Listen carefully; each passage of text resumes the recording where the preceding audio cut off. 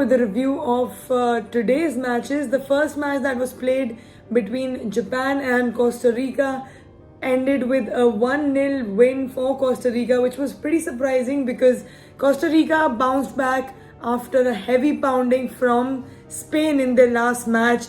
They conceded 7 goals in their previous match. Going into this match, Japan, it looked like Japan would be the favorites and would get 3 points, but Costa Rica had other plans. They came out all guns blazing against Japan, looked like a completely different side to what we saw against Spain, which gives a good account of their character. Of course, Navas also had a good game in goal. He made a couple of important saves to keep Costa Rica in the game. Japan created good chances but just weren't clinical enough in the final third, and Costa Rica in the final few minutes of the game got one shot on target and managed to convert that and got the win for themselves. And that was a very, very important win because these 3 points were crucial for Costa Rica to maintain their journey in this World Cup. While Japan, on the other hand, stay in the second position of this Group E with 3 points, which they earned against Argentina in the last game. The other game that was played yesterday was between Belgium and Morocco, which ended in a 2-0 win for Morocco over the Red Devils. It was a little surprising because Morocco needed to get this win. They had their backs against the wall.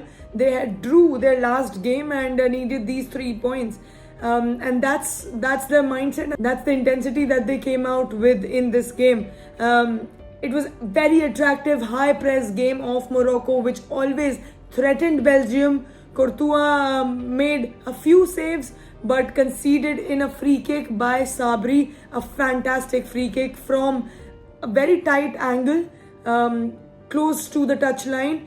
I think it caught Courtois by surprise because usually from that position you expect a cross to the second post, but it was a flat delivery to the first post, and I think Courtois just wasn't ready. It bounced just before him and sneaked its way inside the goal post.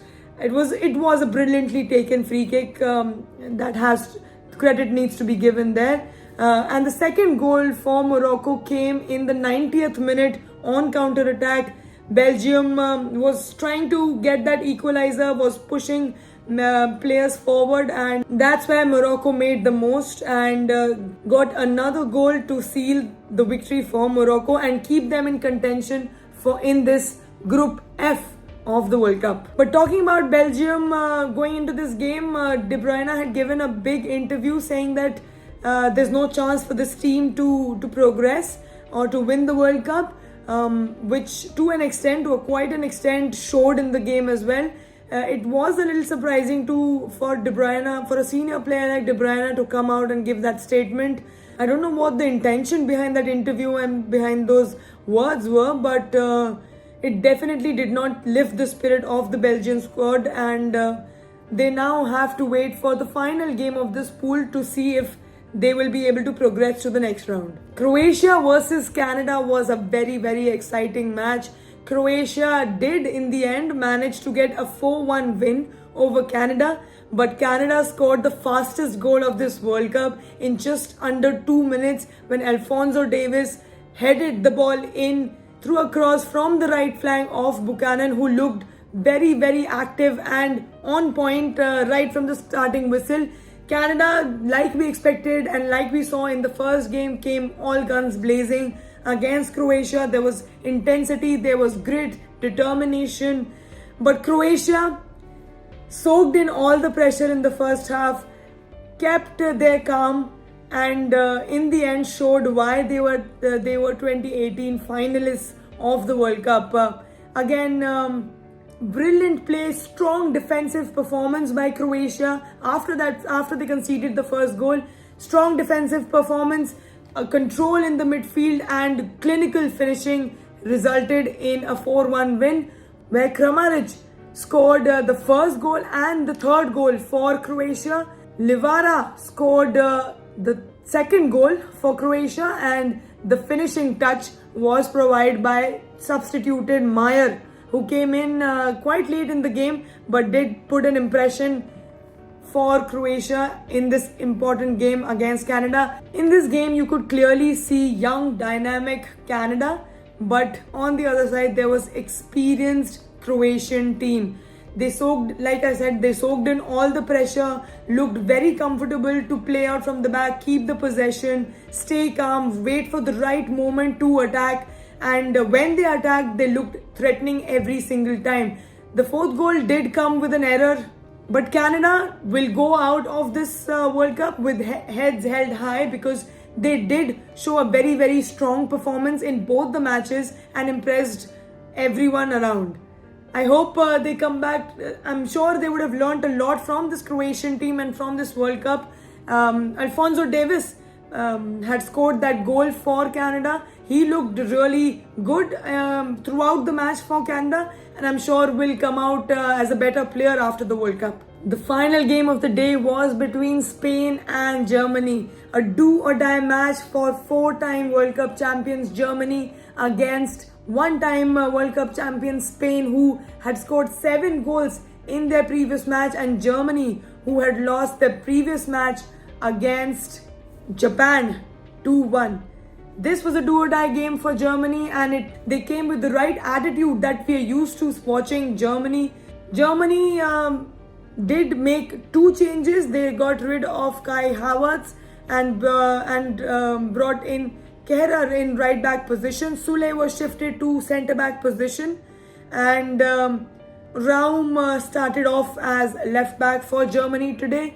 On the other hand, Spain I think made 1 substitute. Carvajal made his place in the starting 11 for Spain.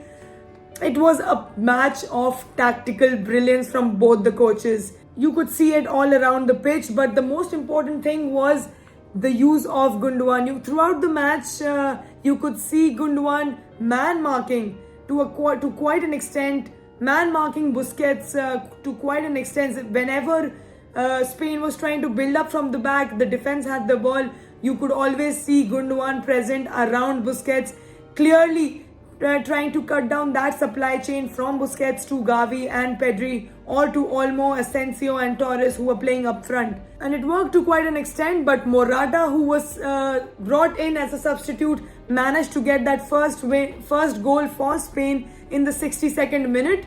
But Germany stayed determined, tried to create chances. Spain had few more chances compared to Germany, but there were a couple of big chances. Musiala for me looked really, really good throughout the match. He had one big chance for Germany but failed to convert it. Unai coming up with a big save to keep that lead for Spain, but an equaliser for a newly substituted Füllkrug. But the goal came from yet another substitute for Germany.